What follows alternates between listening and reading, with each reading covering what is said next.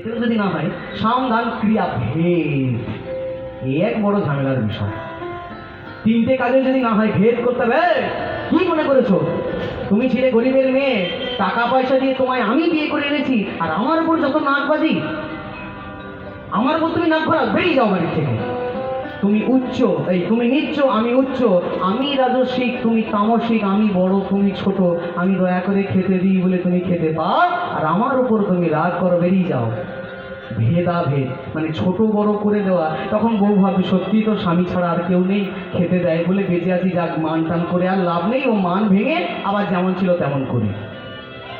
এ হচ্ছে ভেদ, সাম দান ক্রিয়া ভেদ। এরপরে হচ্ছে নতি।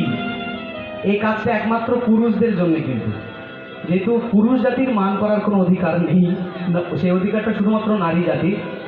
নতি মানে কি? নতি মানে এই কাজটা করতে গেলে ঘরের দরজা জানলা সব আগে বন্ধ করতে হবে।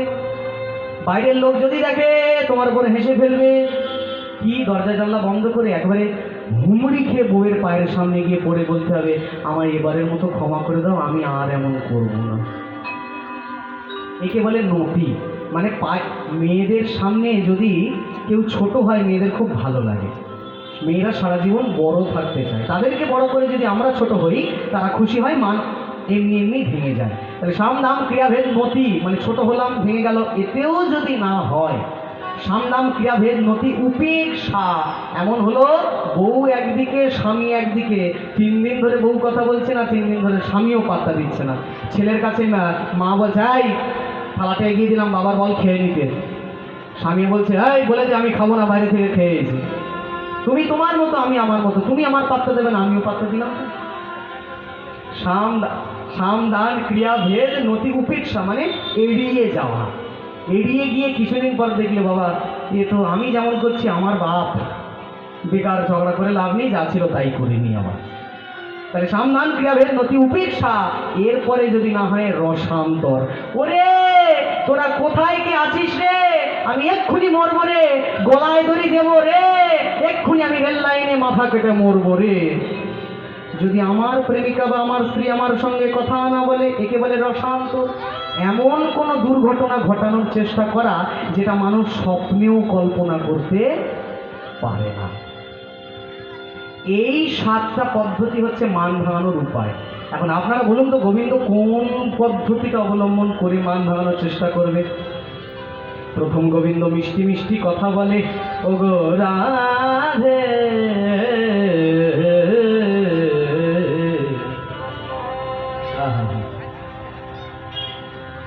রাধে তুমি আমার, আমি তোমার, তোমারই তো আমি, তুমি বিনা আমি কাঙাল, আমি কেমনে অন্তর জামি, তুমি আমার, আমি তোমার, তোমারই তো আমি। রাধে তুমি আছো বলে আমি আছি, নইলে কে বা আমায় পূজা দিত। এই যে মিষ্টি মিষ্টি কথা, এতেও কোনো কাজ হয় না। কি করবে ভেবে পাচ্ছে না গোবিন্দ, কি এমন করা যায় যা করলে রাধার মান ভাঙতে পারে। ইতিমধ্যে রাধারানী মনে মনে জ্বলছে। কেন জ্বলছে? সোহেন রসে কনাগরে রসানে কাহে বা করেলে কলহ, কাহে বা করেলে কলহ। রাধারানী মনে মনে ভাবছে, আমার বধূ আমায় এত করে মান সাধছে, কিন্তু আমি মান মঞ্চে বসে আছি, আমার মান ভাঙে না। সোহেন রসে নাগরে রসনে কাহে করিলি কলহ, আগে না বুঝিলি মানেতে মজিলি, আগে না বুঝিলি মানেতে মজিলি, অব মুঝে কাহে বলো, অব মুঝে কাহে বলো। না জেনে শুনে আমি মান করে ফেলেছি। বেনিগুণ পরখি পরখর লালসে কাহে সপিলি নিজ দেহা কাহে কি বলছে রাধা? মনে মনে বলছে, বিনি গুণ পরখি, যখন এই ছেলেটার সঙ্গে প্রেম করেছিলাম এর দোষ গুণ আগে বিচার করে নেওয়া উচিত ছিল, নইলে তার প্রেমে যে এত জ্বালাই আমি জানতাম না। বাংলায় একটা কথা আছে, 6 গুণ 9 দোষ, বুঝে শুনে পায়রা পোষ। গোবিন্দের 6টা গুণ আর 9টা দোষ, বুঝে শুনে যদি প্রেম করতাম এখন আমি জ্বলছি। বিনিগুণ পরখি পরখ রূপ লালসে পরখ রূপ লালসে কোলের যে আরি তাহাতে গোয়ারি ইথে কি পিরিতি রায় কোলের যে আরি তাহাতে ইথে কি পিরিতি রায় কানু হেন ধন যে করে গেলন কৃষ্ণের মতো ভালোবাসার মানুষকে যে অবহেলা করে।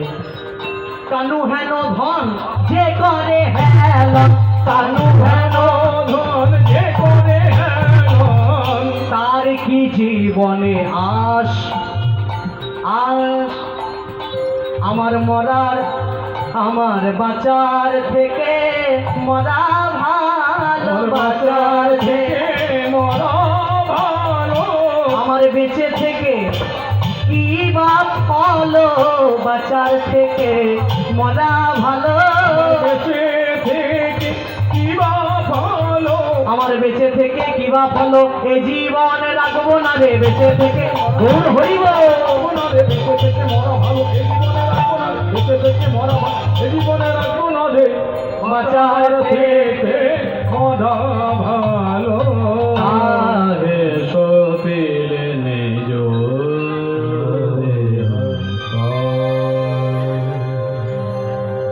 রাধারানী যে এইরকম মান আগে করেনি তা নয়, রাধারানী এইরকম মান আগেও করেছে, কিন্তু তখন গোবিন্দ মান ভাঙিয়ে ফেলেছে। একটু বিষয়টা আলোচনা করে নিই। এ হচ্ছে গোলকের ঘটনা, স্বর্গের ঘটনা। রাধারানীর কুঞ্জে যাবে বলে গোবিন্দ কথা দিয়েছিল, এই রকমই একটা ঘটনা বলছি, তবে এইটা নয়, এর সঙ্গে সামঞ্জস্য। কথা দিয়েছিল রাধার কুঞ্জ